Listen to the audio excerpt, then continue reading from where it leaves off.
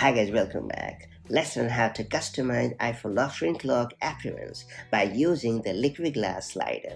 Apple has introduced a pretty neat way to customize your iPhone lock screen clock by using the liquid glass slider. This feature lets you fine-tune the intensity of the liquid glass effect from bold and reflective to subtle and smooth, giving your iPhone a unique look that fits your style. That's it. Let's get started. So first we have to bring up the lock screen by swiping down from the top of the screen or pressing the side button.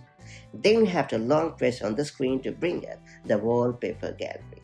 After that you have to tap on the customize button to proceed.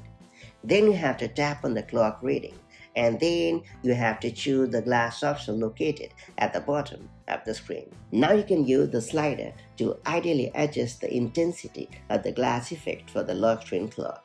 Using this pretty neat glass effect slider, you can make the time look almost entirely clear or give it a more frosted look. After that, you can also choose the desired font, color, and even perfectly adjust the font and color using the pretty handy slider.